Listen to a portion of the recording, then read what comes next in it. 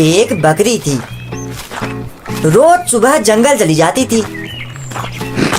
सारा दिन जंगल में चरती और जैसे ही सूरज ढलता बकरी जंगल से निकल आती। रात के वक्त उसे जंगल में रहना बिल्कुल पसंद नहीं था।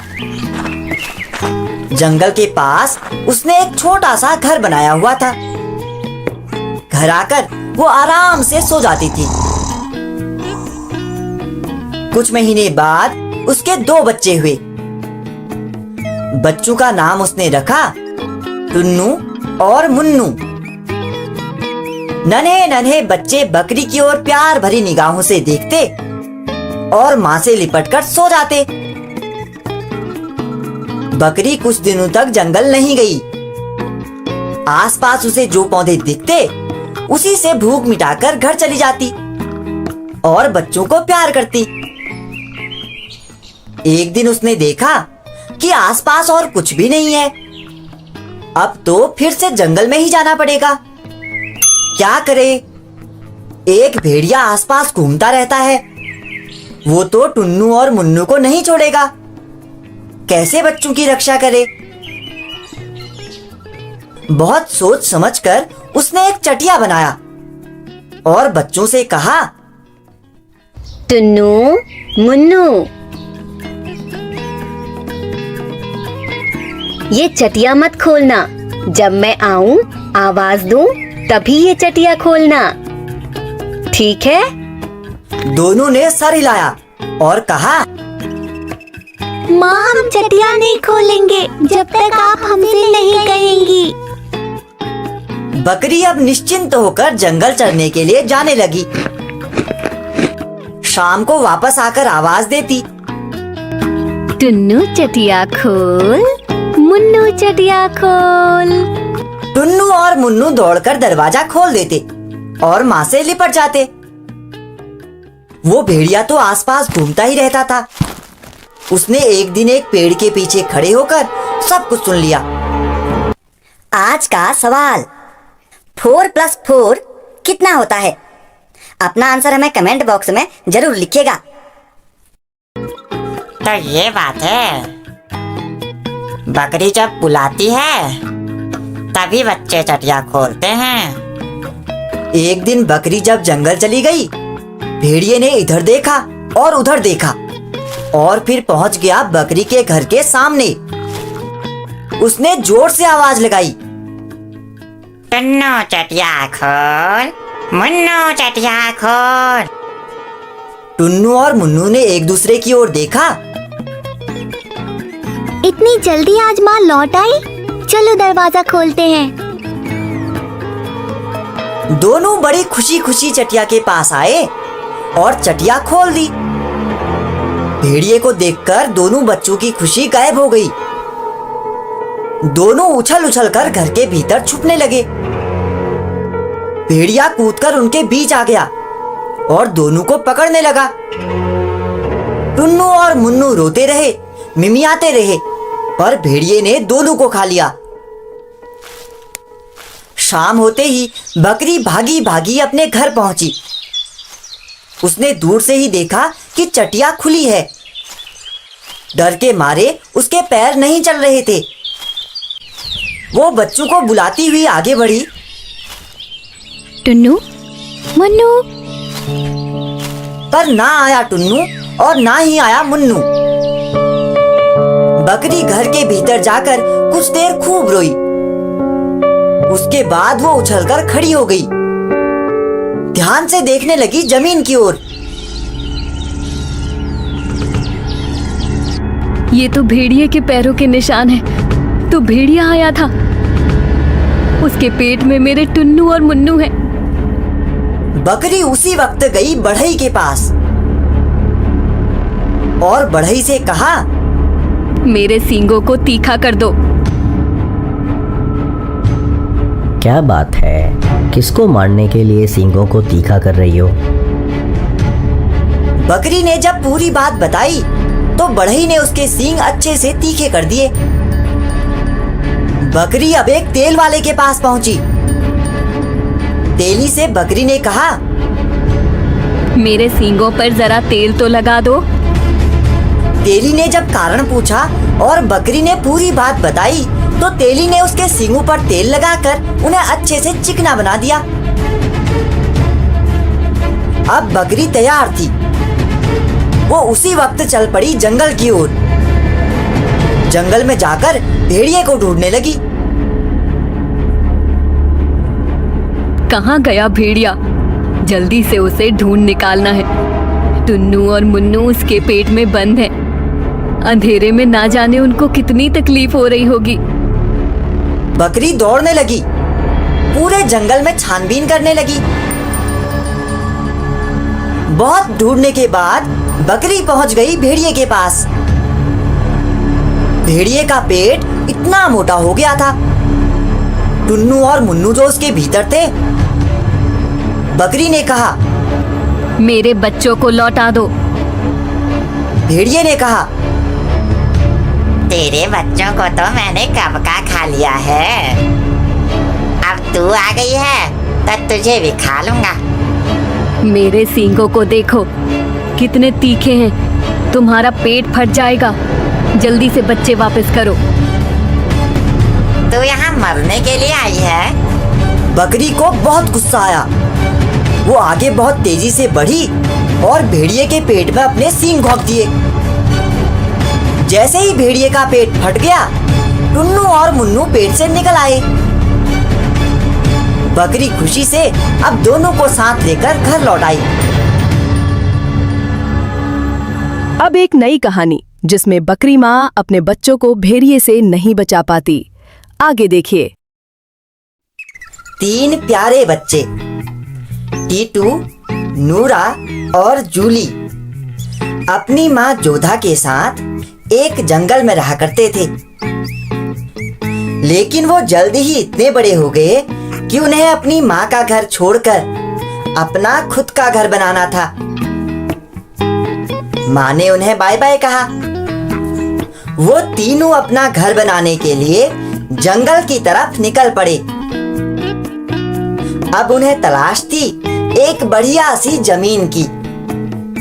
सभी को जल्द ही एक अच्छी सी जमीन मिल गई। सबसे छोटे बच्चे टीटू ने सोचा कि उसे भूसे का घर बनाना चाहिए जो जल्दी बन जाएगा और उसे बनाने में मेहनत भी कम करनी पड़ेगी। उसने आसपास की घास इकट्ठी की और जल्दी जल्दी कम समय में सबसे पहले अपना भूसे का घर बना लिया। वो अंदर जाकर आराम से अपने बिस्तर पर सो गया। वहीं दूसरी बच्ची नूरा ने अपना घर पेड़ की सूखी टहनियों से बनाने का फैसला लिया। उसने सोचा मेरा घर भूसे के घर से ज्यादा मजबूत होगा। उसने पास में से ही पेड़ की सूखी टहनियां जुटाई और थोड़ी मेहनत करके अपने घर को बना लिया। जूली को भी पास में ही एक अच्छी सी जमीन मिल गई थी। लेकिन उसने सोचा मैं अपना घर पत्थर और मिट्टी से बनाऊंगी। वो भेड़िया मुझे इस घर के अंदर छू भी नहीं पाएगा। मिट्टी और पत्थर का घर बनाने में उसे 7 दिनों से भी ज्यादा का समय लग गया। इस दौरान जूली को एक घर बनाने के लिए इतनी मेहनत करते देख बाकी दोनों बच्चों ने जूली का खूब मजाक बनाया। वे दोनों उसे अपने साथ खेलने के लिए उकसाते भी थे। लेकिन जूली अपनी कड़ी मेहनत के साथ घर को बनाने में लगी रही। जब घर बनकर तैयार हो गया तो वो काफी मजबूत और देखने में बहुत सुंदर भी लग रहा था। तीनों अपने अपने घरों में खुशी खुशी रहने लगे।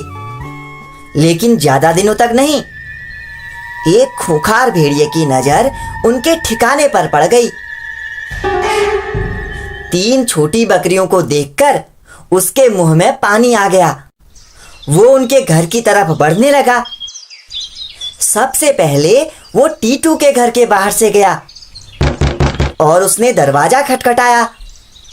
टीटू घर के अंदर सो रहा था। दरवाजे की खटखट की आवाज सुनकर वो जागा। और उसने अंदर से ही पूछा कि कौन है दरवाजे पर। भेड़िया बोला, मैं हूँ। चलो अब जल्दी से दरवाजा खोलो। भेड़िए की कड़ी आवाज सुनकर टीटू समझ गया कि दरवाजे के बाहर कोई जंगली जानवर खड़ा है। जब उसने दरवाजा नहीं खोला तो भेड़िया बहुत गुस्से में बोला, जल्दी से दरवाजा खोल, नहीं तो तेरे इस घास फूस के घर को मैं अपनी फूंक से उड़ा दूंगा। जब टीटू ने फिर भी दरवाजा नहीं खोला तो भेड़िए ने एक गहरी सांस भरी और जोरदार फूंक मारकर घास फूस के बने घर को उड़ा दिया। टीटू वहां से किसी तरह अपनी जान बचाते हुए भाग निकला और नूरा के घर में पहुंचा। जैसे ही नूरा ने दरवाजा खोला वो जल्दी से अंदर घुस गया और दरवाजा बंद कर दिया। उसे इतना डरा हुआ देखकर नूरा हैरान हो गई। इतने में भेड़िया उसके घर में भी पहुंच गया और दरवाजा खटखटाने लगा। भेड़िया फिर से बोला, तुम्हें क्या लगता है तुम इस लकड़ी के बने घर में छिपकर मुझसे बच जाओगे? मैं अपने एक ही पंजे से इस घर को तोड़ सकता हूँ। चलो अब जल्दी से दरवाजा खोलो और मुझे अंदर आने दो। दोनों ने जब दरवाजा नहीं खोला तो भेड़िए को और गुस्सा आ गया। उसने अपने दोनों पंजों से लकड़ी का घर उखाड़कर दूर फेंक दिया। दोनों बच्चे किसी तरह अपनी जान बचाते बचाते जूली के घर में पहुंचे और उन्होंने उसे सारी बात बताई। तुम दोनों डरो मत, मेरा घर बहुत मजबूत है, वो भेड़िया इस घर को नहीं तोड़ पाएगा।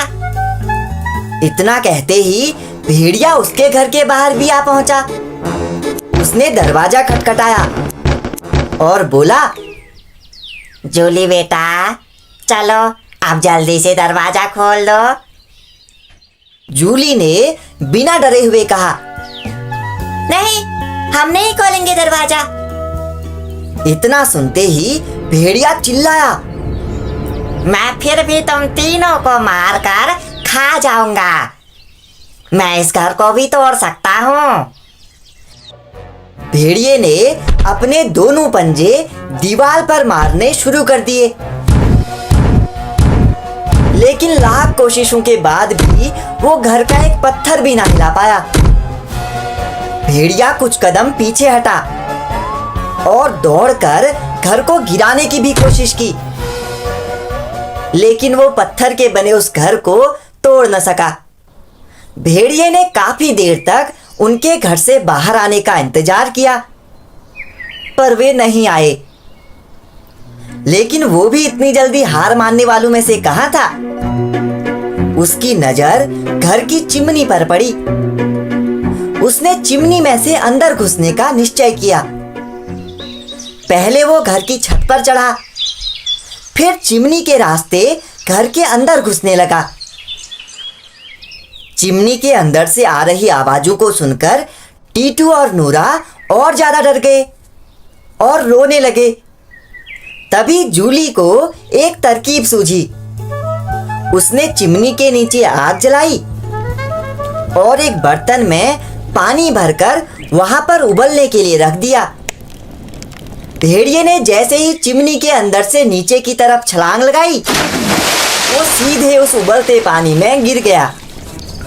उसका शरीर बुरी तरीके से जलने लगा, तो वो तुरंत उस चिमनी से निकलकर जंगल की तरफ भाग गया और पलटकर फिर वहां कभी नहीं आया।